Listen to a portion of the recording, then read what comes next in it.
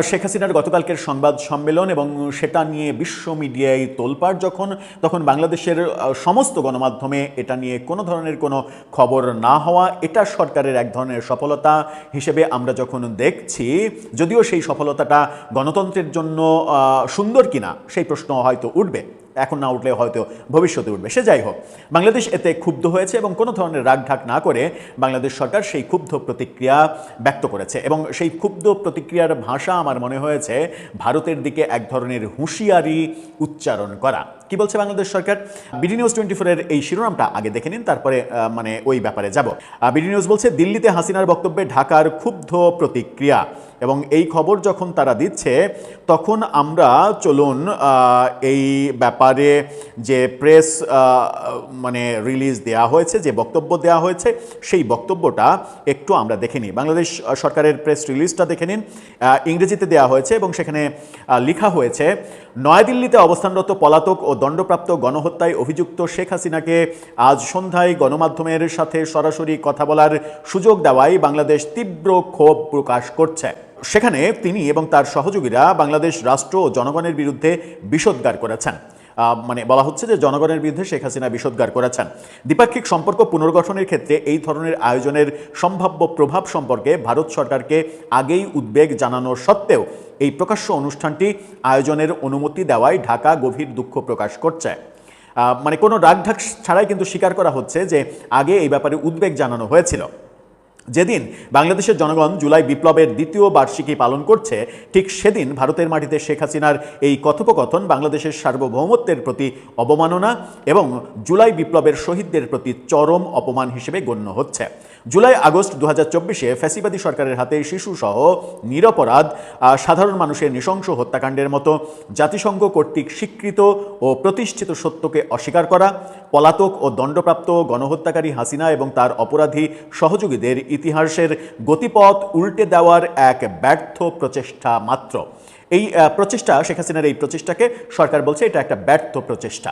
ব্যর্থ প্রচেষ্টা যদি হয় তাহলে আমার মনে হয় যে এত উদ্বেগের কিছু নেই, আসলে এই উদ্বেগের কিছু নেই।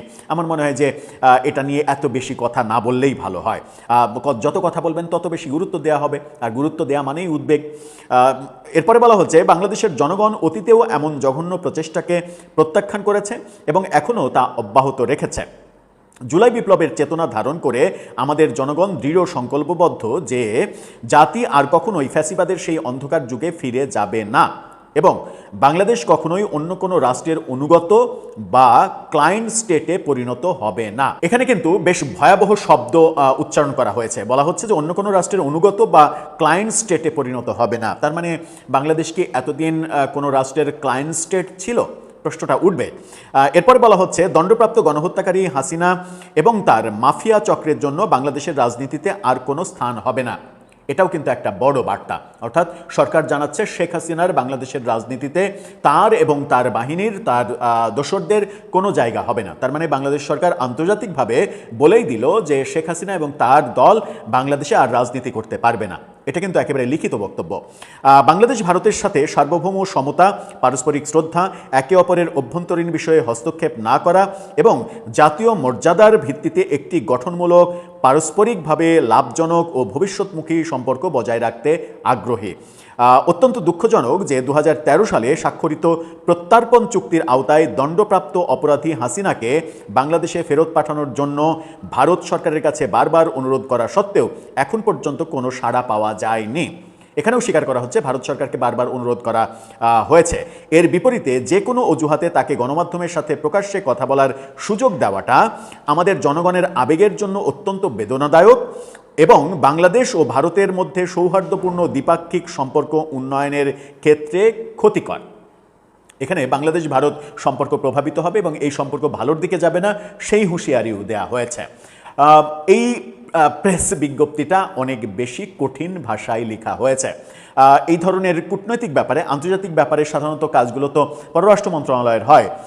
বাংলাদেশে এই মুহূর্তে যিনি পররাষ্ট্রমন্ত্রী হিসেবে দায়িত্ব পালন করছেন তিনি বিগত সরকারের, প্রফেসর ইউনূস সরকারের নিরাপত্তা উপদেষ্টা ছিলেন।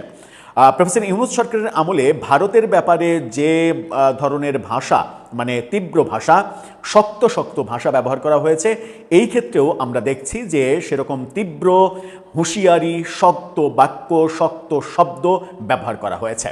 তাহলে কি আমরা এই মানে সম্পর্কের ব্যাপারে একটা ধারাবাহিকতা দেখছি? প্রফেসর ইউনূস সরকারের ধারাবাহিকতাই কি বর্তমান সরকার অব্যাহত রাখতে চাইছে? বর্তমান সরকার যখন একটা গণতান্ত্রিক সরকার, নির্বাচিত সরকার, তখন প্রফেসর ইউনূসের পররাষ্ট্র নীতির সঙ্গে একটু হলেও তো একটা পার্থক্য থাকা উচিত বোধহয়, কিংবা উচিত ছিল। এই ক্ষেত্রে বর্তমান সরকার মনে করছে না কোনো ধরনের পার্থক্য থাকা উচিত। এখানে খুবই খুবই শক্ত শক্ত শব্দ ব্যবহার করা হয়েছে। আমরা জানি না যে এই বক্তব্যের প্রতিক্রিয়া আবার ভারত কিভাবে জানায়। যদি ভারত প্রতিক্রিয়া জানাতে গিয়ে আরও তীব্র প্রতিক্রিয়া জানিয়ে ফেলে, তখন কি ব্যাপারটা এরকম হবে যে আমরা সামনাসামনি একেবারে অবস্থান করে ফেলবো, এরকম ব্যাপারে দিকে যাবে? দুটো দেশের সম্পর্কের ক্ষেত্রে একজন ব্যক্তি কেন মানে একটা ফ্যাক্ট হয়ে দাঁড়াচ্ছেন? আমার মনে হয় যে দুই দেশের সম্পর্কের ক্ষেত্রে শেখ হাসিনার ব্যাপারটা না ভাবলেও কি চলে না? সেই ব্যাপারটা না ভেবেও কি দুই দেশের সম্পর্ক স্বাভাবিক করা যায় না? হয়তো যায় না বলেই পররাষ্ট্র মন্ত্রণালয় অনেক বেশি মানে তীব্র এবং শক্ত কঠিন কঠিন শব্দ বাক্যের প্রয়োগের মাধ্যমে যে প্রেস বিজ্ঞপ্তি দিল, সেই প্রেস বিজ্ঞপ্তি খুব একটা ভালো ফলাফল যে বয়ে আনবে, মানে এর প্রতিদানে ভারত যে মানে বলবে যে ঠিক আছে, সরি, এটা ঠিক হয়নি, আসেন আমরা বন্ধুত্বের হাত বাড়িয়ে দিই, এরকম ভাষা প্রয়োগ করবে, এটা আমার মনে হয় না। কেন যেন মনে হচ্ছে যে ভারত বাংলাদেশের সম্পর্ক যেটা এগিয়ে যাওয়ার পথে ছিল গত 5 মাসের বেশি সময় ধরে, যে প্রত্যাশাটা আমরা করছিলাম, এবং তারেক রহমান প্রধানমন্ত্রী হওয়ার পরে যে প্রত্যাশাটা আমাদের অনেক বেশি বেড়ে গিয়েছিল, সেখানে বোধহয় একটা মানে একটা জিজ্ঞাসাপদ চিহ্ন দাঁড়িয়ে যেতে পারে। সেটা আমাদের জন্য লাভজনক হবে নাকি অন্য কিছু হবে? বলছি না ক্ষতি হবে, আমরা বুঝতে পারছি না। কারণ পররাষ্ট্র নীতি বোঝার জন্য তো কূটনীতি সম্পর্কে জ্ঞান থাকতে হয়। আমরা খুবই সাধারণ মানুষ, সেই জ্ঞান তো আমাদের নেই। নিশ্চয়ই সরকার কূটনীতির ব্যাপারটা মাথায় রেখেই এই প্রেস বিজ্ঞপ্তি দিয়েছে। আমরা প্রত্যাশা করি কোনোভাবে একজন ব্যক্তি কিংবা একটা গোষ্ঠীর জন্য আরেকটা দেশের সঙ্গে আমার বন্ধুত্বপূর্ণ সম্পর্ক শত্রুতায় রূপান্তরিত না হয়। এবং প্রফেসর ইউনূসের আমলের যে ভাষার প্রয়োগ, সেই ভাষার প্রয়োগ অব্যাহত রাখা উচিত, নাকি সেটা অব্যাহত না রেখে বিকল্প কোনো শব্দের প্রয়োগ, খুবই সফট শব্দের প্রয়োগ করার অপশন ছিল কি না? আমি জানি না তারা ভাববেন কিনা, হয়তো ছিল না, হয়তো আমরা চূড়ান্ত পর্যায়ে চলে এসেছি। আর চূড়ান্ত পর্যায়ে চলে যদি এসে থাকি, তাহলে হয়তো খুব সহসা রেজাল্টও হয়ে যাবে। রেজাল্টটা আমাদের পক্ষে আসুক, সেটাই আমাদের প্রত্যাশা। দর্শক, আপনার কাছে কি মনে হয়? আপনার মতামত জানিয়ে লিখতে পারেন আমাদের কমেন্ট বক্সে।